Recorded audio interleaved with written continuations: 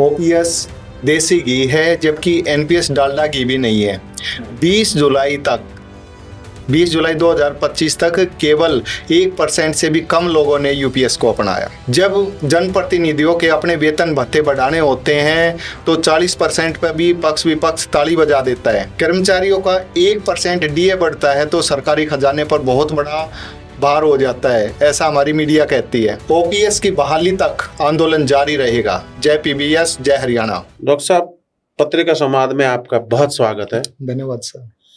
Doctor साहब, आप हमें समझाइए, हमारे दर्शकों को बताइए कि ये एनपीएस क्या होता है और ओपीएस क्या होता है।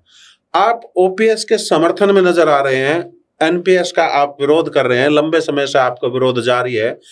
कुछ बातें सरकार के द्वारा आपकी बात मान ली भी गई होगी, कुछ नहीं मानी गई होगी, पर आप अभी भी संघर्षरत नजर आ रहे हैं कि आपको चाहिए ओपीएस ही। तो ये ओपीएस होता क्या है और एनपीएस क्या होता है, इस पर प्रकाश डालिए। जी, थैंक यू सर। बड़ा ही अच्छा क्वेश्चन किया आपने कि एनपीएस और ओपीएस क्या है। देखो, सरकारी सेवा में जो भी कर्मचारी आता है उसका बस यही था कि जो हमारा रिटायरमेंट के बाद का जो समय है वो भी क्या है, हंसी खुशी बीते। तो जो ओपीएस थी वो एक गारंटीड पेंशन स्कीम थी जी, जबकि एनपीएस है, एनपीएस क्या है, एक मार्केट बेस्ड स्कीम है। हम इसे पेंशन प्लान नहीं कह सकते, इसको समय समय पर नाम अलग अलग दिया गया। पहले ये थे नेशनल पेंशन सिस्टम, उसके बाद नेशनल पेंशन स्कीम भी दिया, लेकिन हम जो कर्मचारी इसको बोलते हैं नो पेंशन स्कीम, क्योंकि इसमें पेंशन है ही नहीं जी किसी भी तरह की। और जो ओपीएस है वो तो ये मान कर चलो जी एक तरह से देसी घी की तरह है, और जबकि इसके अंदर कुछ भी नहीं है। इसको तो अगर डालडा कहें तो वो भी नहीं है।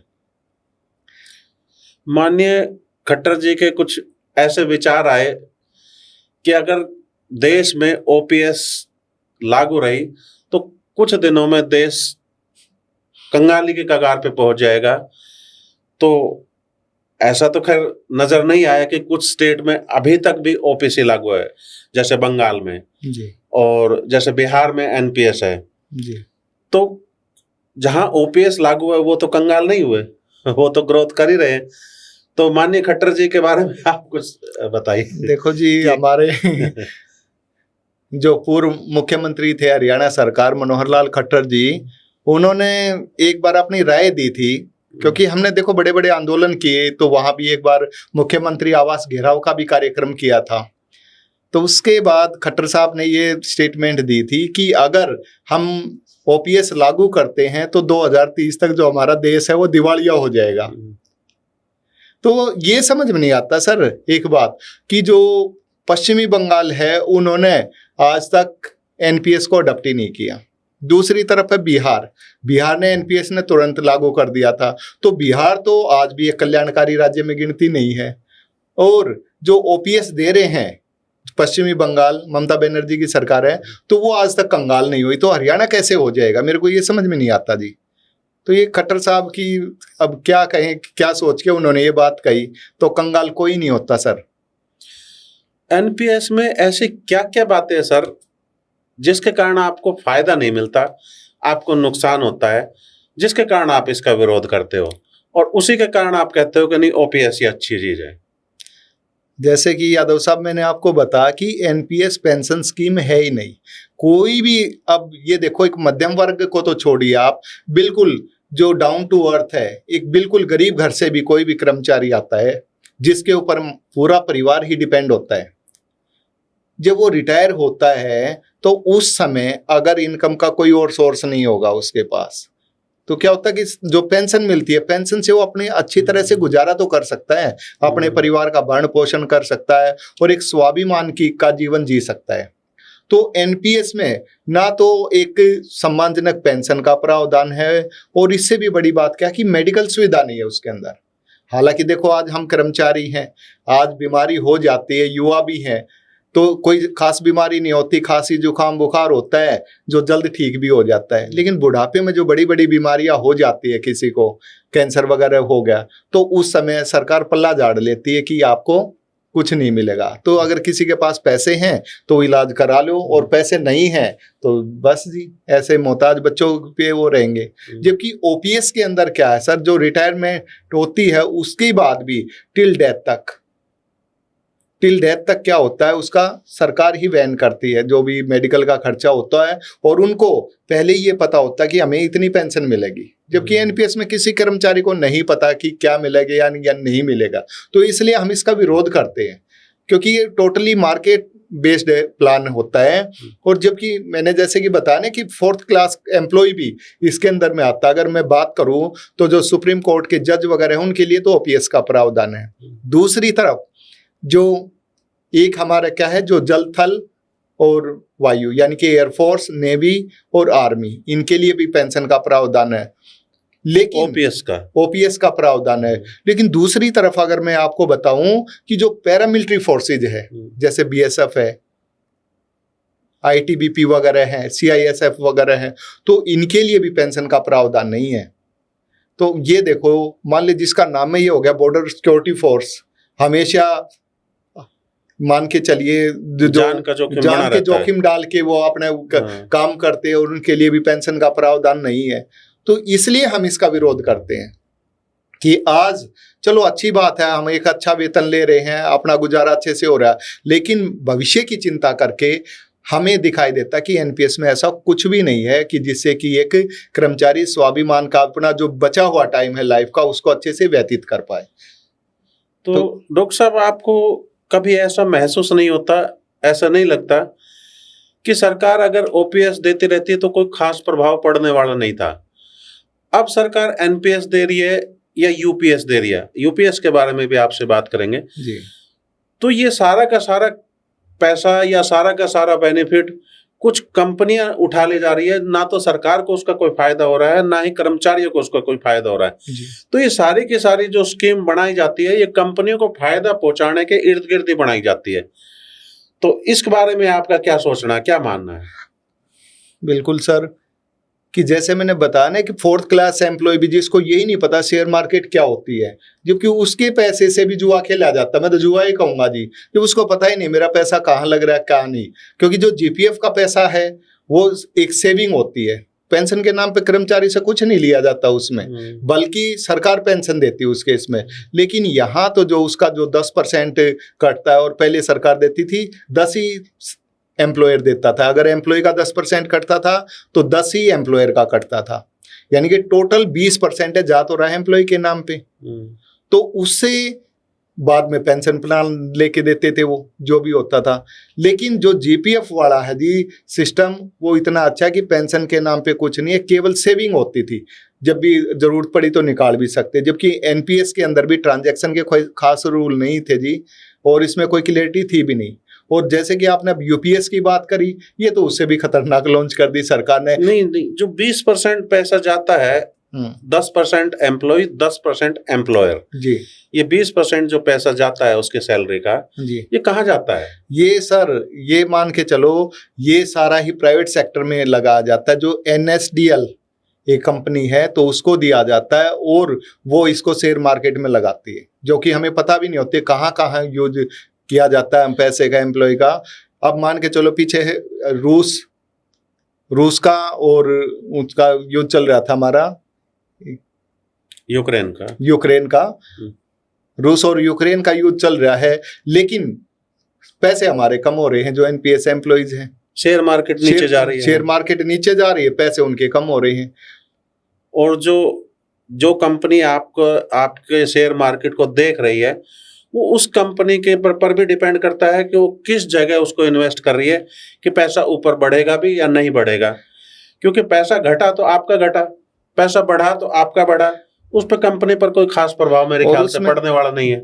यादव साहब, मैं ये भी बताना चाहूंगा, इसमें केवल एम्प्लॉय पे नहीं, सरकार पे भी प्रभाव पड़ता है। क्योंकि आज जो सरकार 10% दे रही है, मान लीजिए अपने हिस्से का 10%, 10 से 14 भी कर दिया अब तो फिलहाल में, तो वो जो दे रही है तो सरकार को भी तो घाटा हो रहा है ना। तो अगर मान लीजिए उसी 24% को किसी सरकारी योजना में लगाए, कुछ और प्लानिंग, कुछ कहीं भी ऐसे उसमें इन्वेस्ट करे तो सरकार को भी फायदा हो, हमारे पास रहे।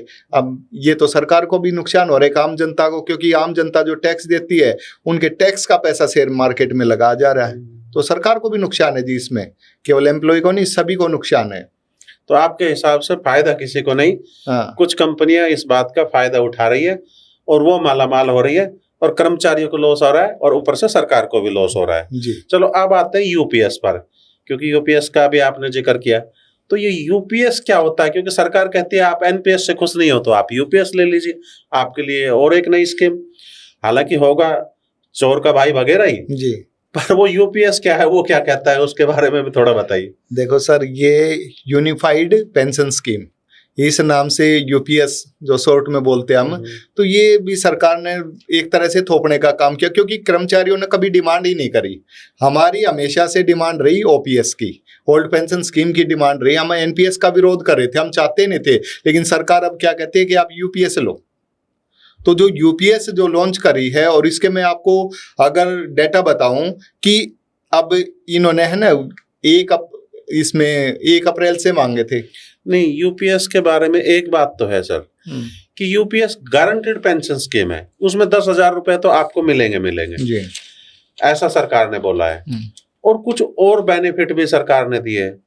तो वो बेनिफिट होते हुए भी आपको गारंटी भी मिल रही है, मिनिमम पेंशन स्कीम भी मिल रही है, तो फिर तो शायद आपको विरोध करने का कोई मुद्दा नहीं बचता। देखो सर, कर्मचारी इतने बेवकूफ नहीं है। 1 अप्रैल 2025 से सेंट्रल गवर्नमेंट जो एम्प्लॉयज है उनसे ऑप्शन मांगे गए कि भाई आपको मौका देते हैं एनपीएस और यूपीएस में से किसी एक को चुन लो। मैं आऊंगा आपके जवाब पे उसी पे कि क्या खामियां रही। तो आपको बताना चाहूंगा कि 20 जुलाई 2025 तक, यानी कि 1 अप्रैल से लेकर 20 जुलाई तक, और ये मैं एक स्टिक डाटा बता रहा हूं आपको, केवल 1% से भी कम एम्प्लॉयज ने, जो सेंट्रल गवर्नमेंट के एम्प्लॉयज हैं, उन्होंने इसको चूज किया। अगर अच्छी होती तो सारे ना चूज कर लेते। 31,555 एम्प्लॉयज ने यूपीएस को अडॉप्ट किया है जी। अगर ये इतनी अच्छी होती तो सभी एम्प्लॉयज इसको अडॉप्ट कर लेते। और मैं तो ये कहता हूं सरकार से, आपके चैनल के माध्यम से, एक बार ओपीएस का तो ऑप्शन दे के देखिए। 2 ही दिन के अंदर अगर सारे कर्मचारी ना आ जाए तो मेरे को कहना। अच्छा, अभी आप कुछ डाटा बता रहे थे। हाँ। वो डाटा पर आइए, क्या बात। हाँ, तो जैसे ही अब इसके अंदर, और ये मैं जो आपको बता रहा हूँ जी, सदन के अंदर जो राज्य वित्त मंत्री पंकज चौधरी जी का डेटा है, ये मैं कोई अपने पास से नहीं करे या कहीं कहीं से। तो यूपीएस के अंदर मैं थोड़ा आपको बताना चाहूंगा कि जो ओपीएस, एनपीएस और यूपीएस के अंदर क्या पेंशन का डिफरेंस है। इसके अंदर क्या होता है जी कि जो जीपीएफ वाला होता है कि पेंशन टोटली ही जो लास्ट बेसिक होती है उसका 50% सरकार देती है। जो लास्ट बेसिक होती है, अंतिम वेतन होता है, उसका 50% और प्लस में डीए भी दे होता है उस पे। जबकि एनपीएस में क्या होता है कि जो एम्प्लॉय ने जो 10% कटवाया और प्लस में 14% एम्प्लॉयर ने दिया है, तो ये सारा मार्केट पे डिपेंड करेगा कि पेंशन बढ़ेगी क्या। और इसी पेंशन का अगर यूपीएस में लेके जाते हैं, कई बार ऐसा भी देखा गया है, ऐसा सुना गया है, शायद न्यूज़पेपर में पढ़ा या जहां भी, कि कई बार 500-700 रुपए भी कर्मचारियों की पेंशन बनी है। बिल्कुल सर, इससे भी कम बनी है। अच्छा। हाँ, हमारे गुड़गांव का ही एग्जाम्पल है, मैं आपको बताऊं। एक आरबी भाटिया बिजली बोर्ड से रिटायर हुए थे, उनकी तो 471-72 रुपये पेंशन बनी थी। तो ये तो उससे भी कम है। अब आप ये मान कर चलो 472 रुपये क्या होते, अगर आदमी देखे तो एक दिन का भी गुजारा ना उसका। अगर चाय भी पीने लग जाए ना, तो ये मान कर चलो इतने में क्या पूरे परिवार का एक दिन का भी नहीं हो सकता जी। तो जैसे कि हम वो कर रहे थे, तो यूपीएस का क्या है जी कि इसके अंदर इन्होंने क्या किया कि जो अंतिम 12 महीने का जो औसत बेसिक होगी उसका 50% देंगे। लेकिन इसमें एम्प्लॉय को रिटायरमेंट के टाइम मिलेगा कुछ नहीं जी, सारा का सारा कॉर्पस वही जमा रहेगा, यानी कि 100%। जबकि मैंने आपको बताया ना कि ओपीएस के अंदर तो क्या है कि एम्प्लॉय को कुछ देना ही नहीं पड़ता पेंशन का। जो जीपीएफ में कटवाते सारी सेविंग होती है, वो उनको मिल जाती है विद इंटरेस्ट। एनपीएस में मार्केट बेस्ड हो गया। और इसमें क्या होता जी 100%, क्योंकि यूपीएस में सरकार ने एक और अपना शेयर और भी बढ़ाया जी क्योंकि एम्प्लॉय का तो 10 ही रखा और अपना 18.5 किया, यानी कि 28.5%, तो वो सारा का सारा रहेगा। और लास्ट का जो 12 महीने का जो एवरेज निकालेंगे बेसिक का, उसका 50% पेंशन बना देते हैं।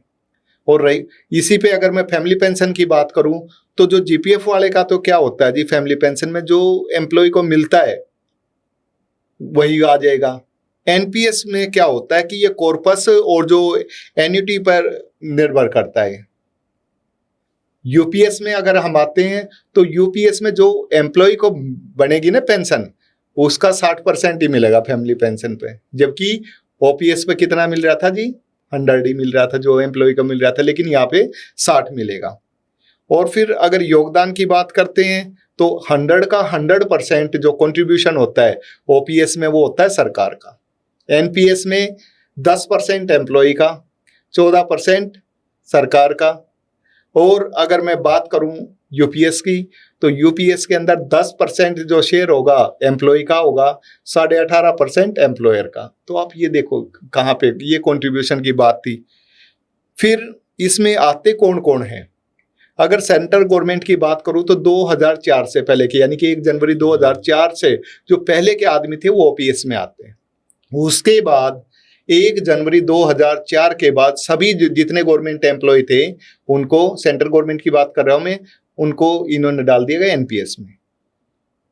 अब ये जो आए हैं यूपीएस का दिया है, तो ये ऑप्शन भी सबके लिए खुला, जो भी सरकारी कर्मचारी है वो यूपीएस में आ सकते हैं। लेकिन सर इसमें भी एक बात है कि इन्होंने एक मिनिमम पेंशन तय करी है कि 10,000 तो मिलेगी। जैसे हम बता रहे हैं ना कि 741-42 रुपये भी पेंशन आई है, तो इसमें एक मिनिमम पेंशन का प्रावधान किया, लेकिन वो भी लेंथ ऑफ सर्विस पे भी, अगर 10 साल की सर्विस से कम होगा तो इतनी भी नहीं मिलेगी उसको, सभी को 10,000 मिलेगी। और जो मैक्सिमम का इन्होंने दिया जी 25 साल, अगर 25 साल की सेवा होगी तो ही 12 महीने की जो एवरेज है उसका 50% देंगे ये। तो आप ये मान के चलो, आज 42 साल की एज में कोई लगेगा और 58 में रिटायर हो जाता, तो उसका 25 साल कैसे बनेंगे, वो तो हो ही नहीं सकता। तो कैसे वो एम्प्लॉय सरवाइव करेगा जी रिटायरमेंट के बाद। तो घुमा फिरा के कान को इस तरफ से ना पकड़ के इस तरफ से पकड़ लिया। बिल्कुल जी, इधर से। बल्कि अगर मैं कहता हूं अपने सरकारी कर्मचारियों को भी आपके इस चैनल के माध्यम से, यूपीएस तो एनपीएस से भी ज्यादा खतरनाक है। और शायद इसलिए जो सेंट्रल गवर्नमेंट के एम्प्लॉय थे जी, 1% से भी कम लोगों ने चूज किया। बहुत डाटा लेकर बैठे हो क्योंकि आप बहुत फ्रस्ट्रेटेड नजर आते हो, क्योंकि आपको गुस्सा है अंदर से। हाँ जी, क्योंकि चीजें उस तरह से हो नहीं रही जिस तरह से आप लोग चाह रहे हो, या जिस तरह से न्याय उचित है। क्योंकि चाहने से कुछ नहीं होता, न्याय उचित जो होती है वो चीजें होती है। तो पेंशन स्कीम जो चली आ रही थी वर्षों से, जो बहुत पहले से ही चली आ रही थी, तब तो गवर्नमेंट पर कोई खास प्रभाव पड़ा नहीं। आज आधुनिक जब समय आ गया और हमारी जीडीपी भी बहुत ऊपर पहुंच गई, ऐसे समय में हम कह रहे हैं कि नहीं, कर्मचारियों को अब हम देंगे नहीं। तो इस तरह से एक मान के चला जा रहा है कि कर्मचारियों का एक तरह से शोषण हो रहा है, कि उनको नहीं देंगे, कि गवर्नमेंट की मर्जी है, नहीं देंगे तो नहीं देंगे। एक बात और है कि आपके पास डाटा भी है, मैंने देखे हैं कि दैनिक भास्कर में एक डाटा छपा था कि राजनेता अपनी पेंशन जब चाहे बढ़ा लेते हैं। एक प्रस्ताव पेश किया जाता है विधानसभा के अंदर और कहा जाता है कि इतनी इतनी पेंशन बढ़ेगी, तो वो बढ़ जाती है। तो पक्ष और विपक्ष दोनों उस पर सहमत हो जाते हैं और बढ़ जाती है। वो लोग अपनी पेंशन तो बढ़ा लेते हैं, लेकिन कर्मचारियों की पेंशन नहीं बढ़ाते। क्या उस कारण से खजाने पर बोझ नहीं पड़ता? बिल्कुल यादव जी, आपने है ना बहुत बढ़िया बात कही, मेरे मुंह की बात छीन ली आपने। जब कर्मचारियों को तो 1% डीए भी देते हैं ना जी, तो मीडिया वाले भी, आप बुरा मत मानना, खुद मीडिया वाले हैं आप, तो मीडिया भी, नेशनल मीडिया हमारी इतना जोर शोर से उठाती है कि सरकारी खजाने पर इतना भार पड़ेगा कर्मचारियों की, बल्ले बल्ले, पता नहीं क्या क्या वो लेके आते हैं। जब 1% भी डीए बढ़ता है तब। लेकिन जो हमारे जनप्रतिनिधि हैं, एमएलए एमपी हैं, अब इनमें ना तो कोई पक्ष होता ना विपक्ष होता। जब भी बढ़ाने होता ना कोई आयोग बिठाते जी, ना कोई कमेटी होती। बस क्या करेंगे, अंदर ताली बजेंगी, मेज थपथपाएंगे और इनकी लागू हो जाती है। और जैसे भास्कर की आपने अभी डेटा की बात करी थी, 3-4 दिन पहले ही आया उसके अंदर कि इन्होंने लगभग उसमें 40% वृद्धि कर लिया अपने हर एक भत्ते के अंदर। जैसे इनका वेतन 25,000 था, 25,000 से 35,000 कर लिया। ऊपर से जो निर्वाचन भत्ता मिलता है 50,000 था, 75,000 कर लिया। टेलीफोन का देखो, अब मान लो अगर हम मान के चलते 800-900 रुपए में 3 महीने का रिचार्ज हो जाता है हमारा, इनको 6,000 से बढ़ा के 9,000 कर लिया। अगर पूरे महीने का अगर एक विधायक की बात करें, हम एमएलए की बात करें, तो 1,76,000 रुपए वर्तमान में मिलते हैं इनको, और उसको बढ़ा के अब जो नई दरें लागू कर रहे हैं 2,51,000 कर रही है। तो यादव जी, मैं एक बात और भी कहना चाहूंगा, देखो अब जो राजनीति में आता है, यहाँ तक कि हमने ये भी देखा कि गांव में अगर कोई सरपंच बन जाता है ना, तो लगभग 3-4 पीढ़ियां तक वो सरपंची का टैग नहीं हटता। और एक सरकारी कर्मचारी होता है ना जो सेवा में आता है, वो मुश्किल से, पहले क्या होता था, कोई थोड़ी बहुत जमीन खरीद ली, मकान बना लिया, बच्चों की शादी कर ली, लेकिन आज तो इस महंगाई के टाइम में इतना भी नहीं कर सकता। उसको खुद अपने भविष्य, क्योंकि देश का जो भविष्य बनाता है एक शिक्षक, क्योंकि मैं भी टीचिंग लाइन से हूँ, उसका खुद का भविष्य ही सुरक्षित नहीं है आज के उसमें देखें। कटारिया जी, अब सरकार आपकी बात मानने के मुझे लगता नहीं मूड में है, क्योंकि आप काफी लंबे समय से संघर्ष कर रहे हैं। कर्मचारी वर्ग आपके साथ भी है, आपने आंदोलन भी किए हैं, आपने सरकार को चेतावनी भी दी है। तो यदि सरकार आपकी बात अब भी नहीं मानती है, तो आपके आगे की रणनीति क्या रहेगी? बिल्कुल सही बात सर। आगे की रणनीति हमारी ये रहेगी कि जब तक हमारी पुरानी पेंशन बहाल नहीं हो जाती तब तक संघर्ष जारी रहेगा। और हमारा जो ये मुद्दा है किसी राजनीतिक पार्टी के खिलाफ नहीं है, हमारा केवल जो मुद्दा है, क्योंकि जो वर्तमान में जो सरकार होती है, अगर हम उसी के अधीन आ रहे काम आज उसके लिए कर रहे हैं, तो डिमांड भी उन्हीं से करेंगे। और ये डिमांड नहीं, ये वृद्ध अवस्था सभी के अंदर आती है, चाहे नेता हो, चाहे अभिनेता हो, चाहे कर्मचारी हो या आम आदमी हो, तो सभी के अंदर आती है। तो उनको एक सम्मानजनक जो जीवन अगर मिल जाए रिटायरमेंट के बाद भी, तो बहुत अच्छा होता है। ना तो बहुत से ऐसे होते हैं जी, रिटायरमेंट के बाद कोई कबाड़ा चुगने का काम करता है, कोई चाय की दुकान खोले बैठा है। तो ऐसा ना हो, क्योंकि आज जो कर्मचारियों के बल पर भी जितने हमारी, चाहे हरियाणा सरकार है या केंद्र सरकार है, कर्मचारियों के बल पर ही हम ही बढ़ती है कि हमने ये कर दिया, वो कर दिया। तो कर्मचारी है देश की अर्थव्यवस्था को भी या सरकारी नीतियों को लागू करने में पूरी निष्ठा से दिन रात काम करता है। तो मैं यही सरकार से आग्रह करना चाहूँगा आपके चैनल के माध्यम से कि कर्मचारियों की इस जायज़ मांग को मानकर आप पुरानी पेंशन को जल्द से जल्द लागू कर दे।